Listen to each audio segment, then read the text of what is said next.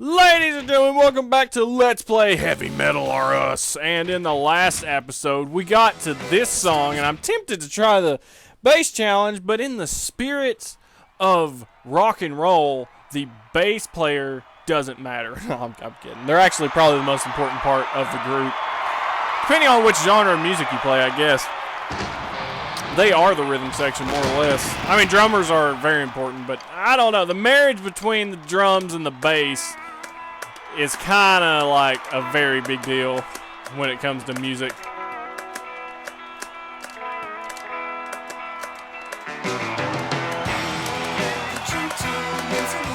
How's everybody doing today?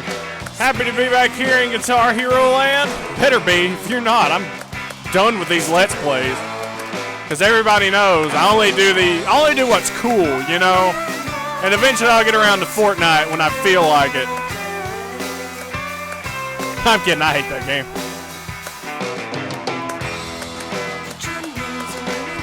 I never forget, like, the only times I played it, I didn't even do the Battle Royale stuff.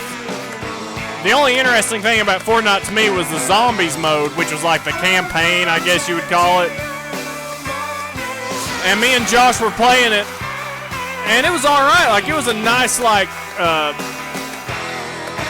I don't know what you would call it, like a tower defense. And we enjoyed it for that, but then as soon as the whole, what would you call it? The whole farming for equipment, and then your equipment breaking mechanic, you know, kind of what Fortnite's built around. We just fell out of love with it. We immediately put it down and never picked it back up. So if they would ever change that in the campaign mode, I would definitely play Fortnite for the zombie stuff. But I'm not really a Battle Royale kind of guy.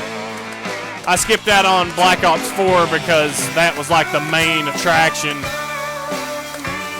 But I couldn't really blame Activision for that, because Battle Royales were blowing up, you know, PUBG and Fortnite. But, you know, it's just not my speed of gaming anymore. I think I've said it before on this channel. Give me, like, 2 teams of 6 in a team deathmatch on Crash, and I'll be fine. Or a hardcore headquarters, or just any headquarters on Shipment, and you got me for days, man.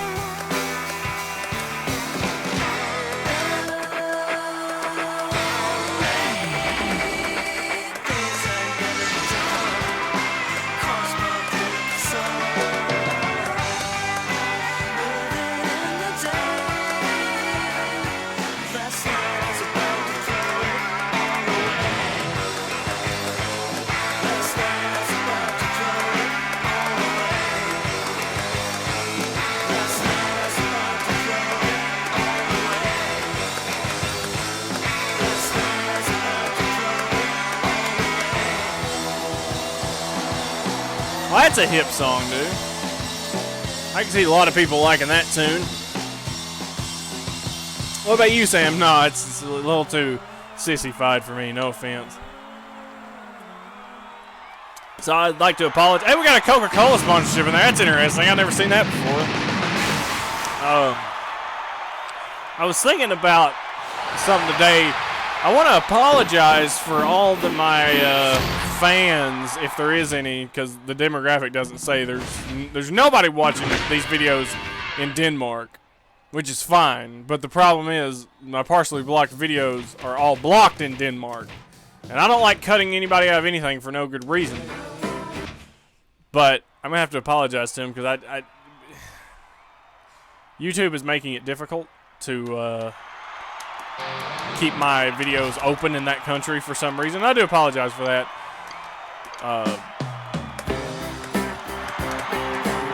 Maybe if they come to their senses, we might be able to figure something out here, but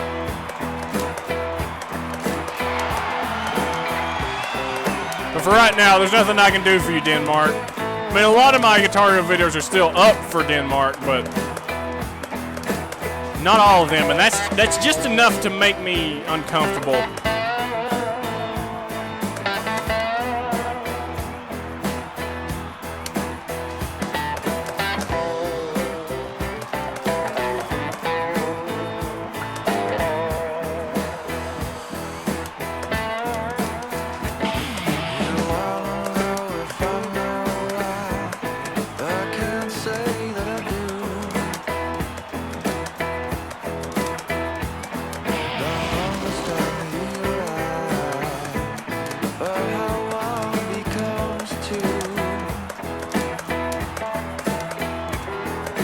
Is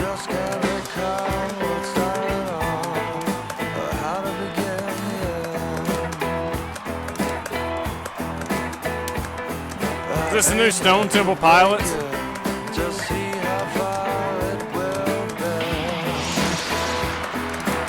Speaking of that, something funny actually happened when I was going over the copyright claims on the videos. This game came out in what, 2010, maybe 2011. But the one of the copyright claims was for David Bowie's Fame, but it thought it was the 2016 remake or re-recording or whatever it was, the remaster. I'm thinking, you dumbass! What? This game wasn't even alive when that recording was made. So, dude, you can't trust nothing anymore. I hate it. But it's a flawed system anyway, as far as algorithm and copyright claims go. There's been so many videos made about how broken the copyright system is. But like broken is just not, it doesn't even describe it. Like how, like it's right in the sense that they get the melodies right, but as far as the actual copyright goes, I bet they screw that up 80% of the time. And they're only like genuinely 100% correct with copyright claims 20% of the time. And it's just funny.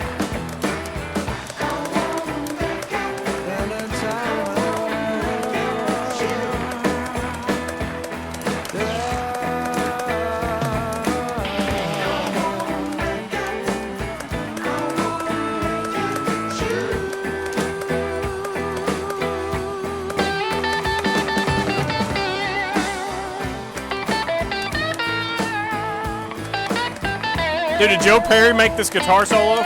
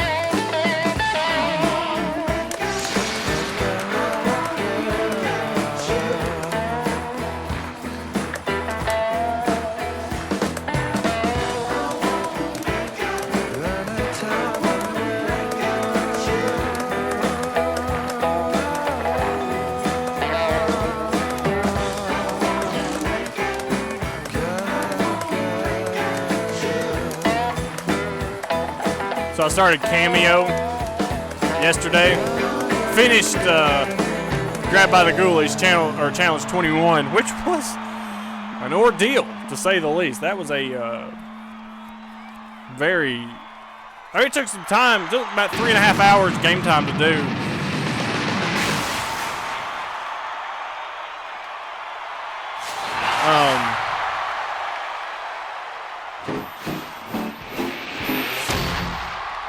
Sorry, I got a text message right here. Then I started Cameo, and you know, like the gamer I am, thinking I'm awesome. There's an achievement for beating the game on normal and an achievement for beating the game on expert. I'm thinking, screw that. We'll just go straight to expert. Do not go straight to expert on Cameo if you have no experience playing that game, because it does not explain anything to you about game mechanics or certain enemies' weaknesses. This isn't like a game you can just walk onto and just, what is this? What is this? Who's this guy? Muse. Matt Baloney. Baloney. I don't even know, man.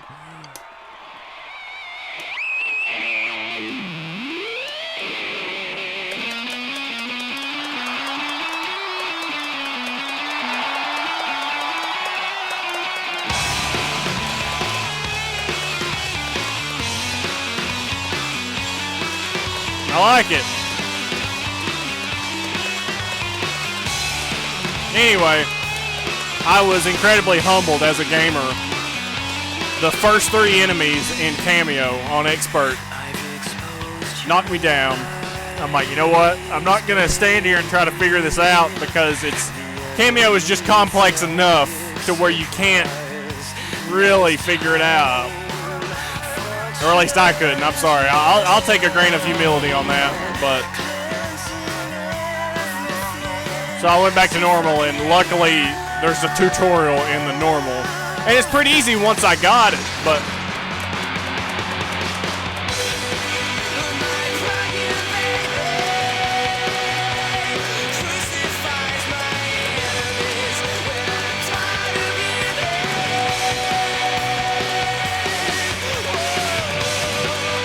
so we'll work it out, dude. Like, I don't know how hard the next 5 games are gonna be, but man, I'm on a roll as far as the rare replay goes, man. I'm sorry, I wasn't thinking, I was talking.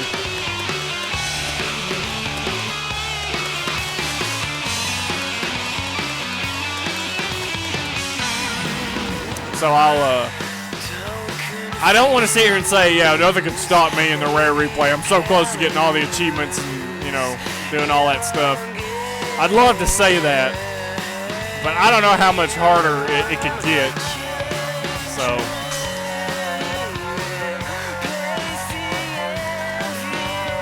I know Banjo-Kazooie Nuts and Bolts is not the fan favorite as far as Banjo goes.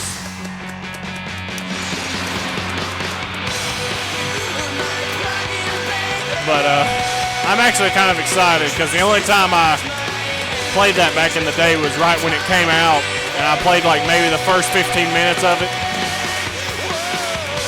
But I never actually got into it myself. It was my friend's copy, and I was watching him play. So I'm kind of excited for that when most people are like, oh, Banjo, Nuts and Bolts. And we got JonTron to thank for that.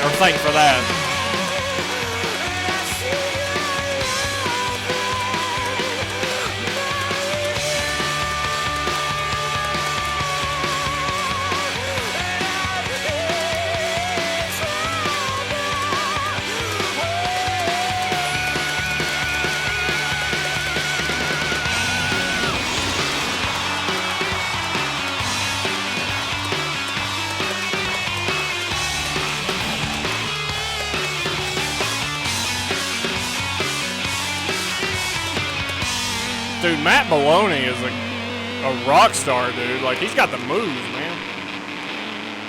That's what it's all about. It's about a guy and his guitar just feeling the music, man. And that's him. One song, one performance is all it took. And I have great respect for him. I don't know his personal life. I don't want to know his personal life. I don't want to know his shortcomings as a person. As a musician, he's got my vote. Matt Maloney, all the way. Man. Fortunately, I don't have any more movies to show you guys. I've got all the ones I've ordered. All right. Got Matt in the character select screen. Superstition by Stevie Wonder. Oh my gosh. This is not the best song ever. Superstition. I can't remember the first place I heard this. It had to be in some movie somewhere, but I have no idea.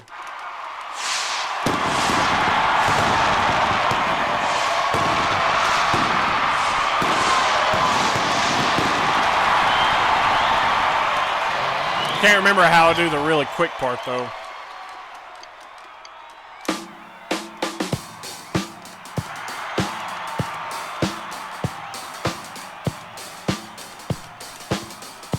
Huh.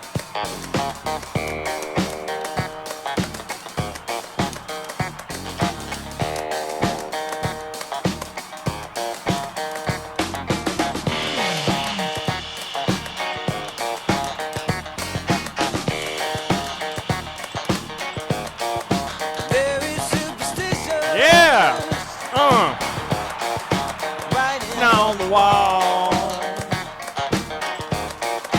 There is superstition. Let her not to fall.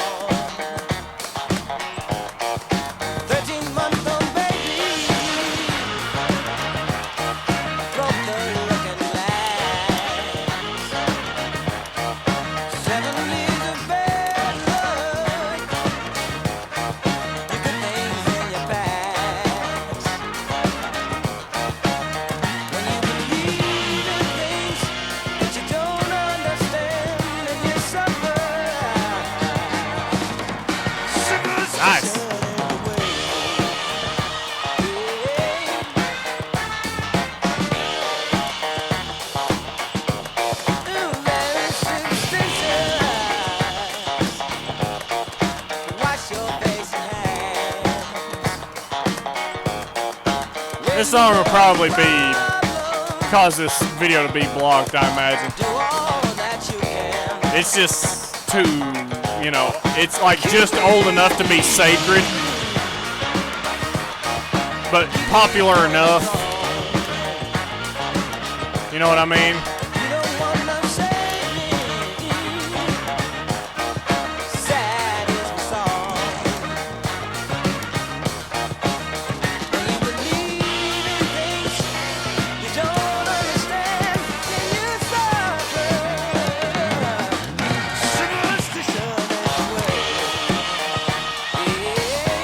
Oh, damn. Didn't know where my fingers were. Sorry.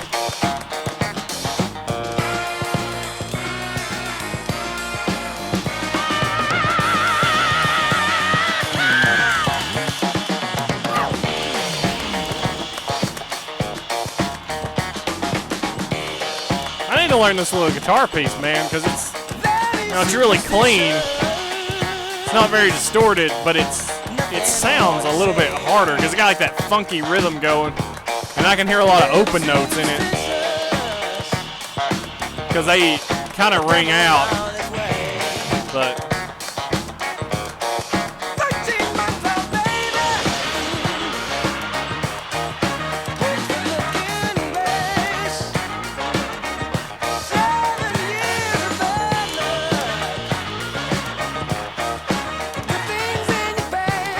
But it also sounds really fun.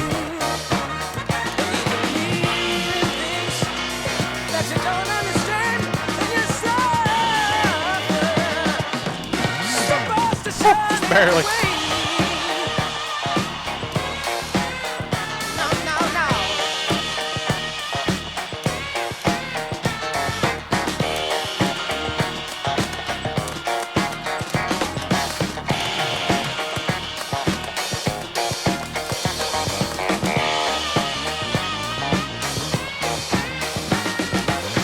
This song is so good. Oh my.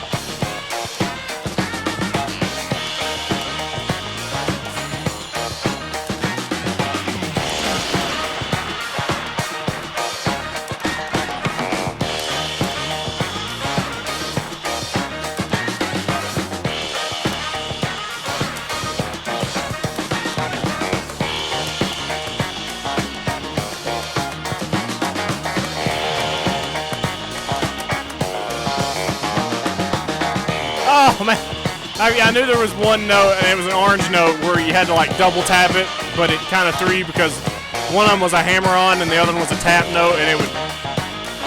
Normally, I like overstrum there or something.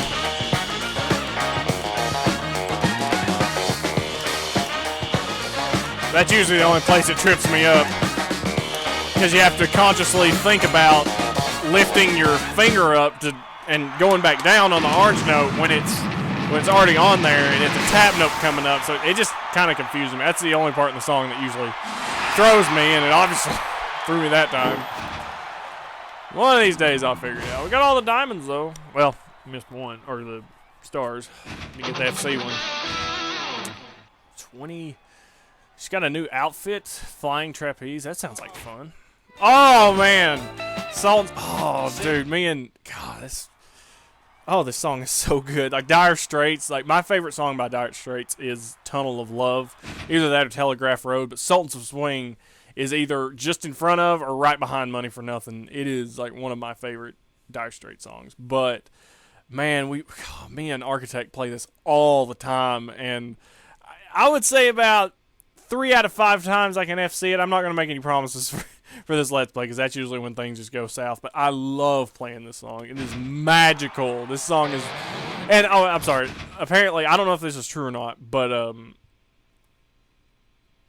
the guy that used to work on my guitars, his name was Trevor. He passed away in February. He had cancer or something, and it was... I took it so hard when Brad told me. It's a guy that used to work at the guitar shop that I go to that does all my guitar work, and I buy a lot of musical stuff from them. There's a guy that's literally been helping me ever since I started playing guitar when I was 13. He would take me in the back and show me how to do things. like a step above and beyond of like any other guitar shop. You know what I mean? And we obviously over the course of 13, 14 years, I guess that's how long I've been playing. Me and him developed respect for one another. I mean, we never got to jam together or anything, but I trusted him is the point. Like, I felt like I had a connection with the guy. And Brad, too. Like, they've literally been... Main Stage Music in Dayton, Tennessee, has been my go-to guitar shop ever since I started playing. And there's been some people that I went to high school with, started going there after I was going there. And people I work with now actually go there. And it's, I have a connection with them. But unfortunately, one of the main guys that was always there, I don't know if he was like a partner or whatnot, if he was just an employee, but he passed away, and I hated it so bad. It hurt me. Like, when he told me that news, I just sat there. Like, what? Just, man. Anyway, he told me that, see, back then, there was, like, 4-track recording and 8-track recording. It took a long time, and I'm not exactly sure when this album came out. I'm sure it says it. 1978, so definitely not. At least I don't think so. Gosh, see, that's like right when it started to make the change to multi-track recording. Let's just say, for the sake of the story, it was like it was still 8 tracks. Apparently, Mark Knopfler, I think that's his name. I never pronounce his last name right. I hope that's it. Who's the lead singer and lead guitar player of this band. Apparently, he did the vocal track and the lead guitar track at the same time on this song. So, like, he would step up to the mic, sing whatever, and then take, like, a step back and, like, do the little lead guitar licks, and then, like, I don't know how he does it. He may have stood, like, right in front of the mic the whole time. I don't know how he recorded this song. But he told me, and I have no reason to doubt him, because I trust the guy, and there was a mutual respect. So there's a significance to this song to me, because I was like, wow, dude, just being a musician that has recorded and knows how hard it is to do, or at least for me, some people, they're okay doing 2 things at one time. Not me. I cannot talk and play Guitar Hero. I definitely can't sing and play guitar at the same time. Certain songs, but definitely not this one. And that's that's like the level of musicianship that Mark Knopfler is at, and he had like great inspiration from Chet Atkins, and I have a couple of Chet Atkins vinyls of this whole, I don't know what you would call it. It's like a virtuoso kind of guitar playing, and you're harmonizing with yourself, and it's this whole other level of guitar playing that adds like some rockabilly stuff into it, and it's very country rooted. Man, it's just, and I don't know. Mark, when I think of like greatest musicians, it's like Randy Rhoads and Mark Knopfler. Like, they're up there together. And it's not just the guitar player aspect of it. It's the entire musicianship of Dire Straits. It's perfect. Their tone is just perfect. Everything. Anyway, let's play the song.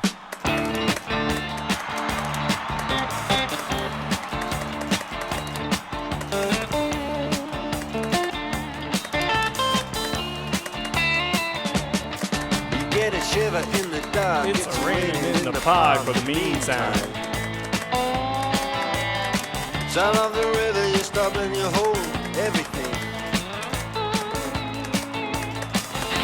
A band is blowing Dixie, Double fall time.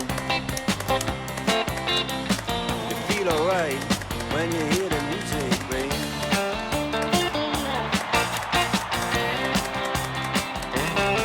Well, now you step inside, but you don't see too many faces.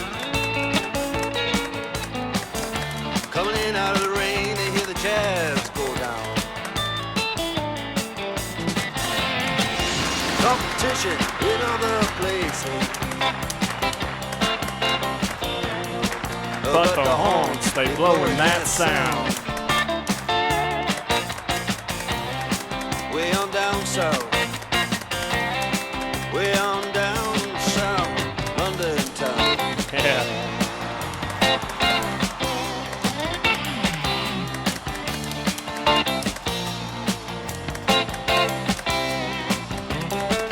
Check out Guitar George, he knows all the chords.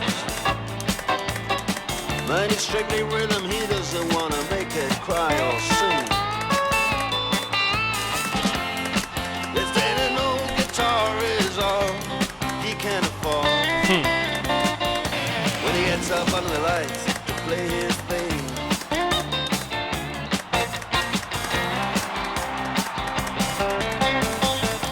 And Harry doesn't mind if he doesn't make the scene.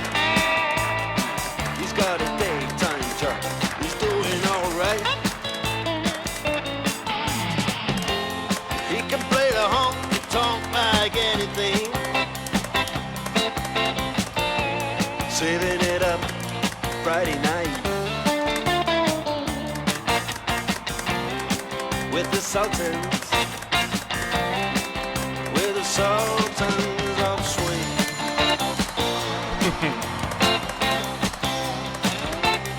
It's probably, arguably, their most well-known song. I mean, Money for Nothing's pretty big, but And a crowd of young boys, they're fooling around in the corner. oh, excuse me. The best brown baggies in their platform soul. Wow, I broke the Don't combo, give a but damn about any trumpet playing band. that's weird. It doesn't count It ain't overstrums what as. they call rock and roll. And the Sultans, yeah, the Sultans play Creole. Creole.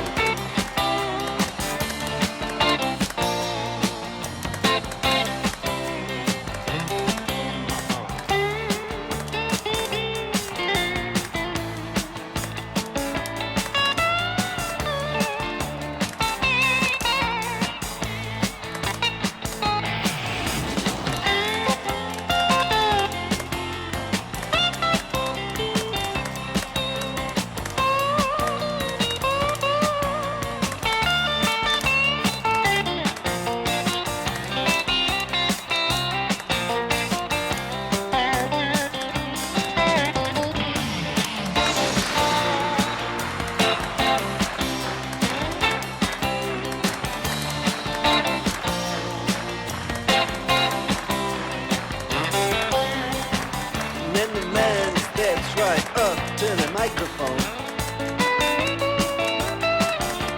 says at last just as the time bell rings,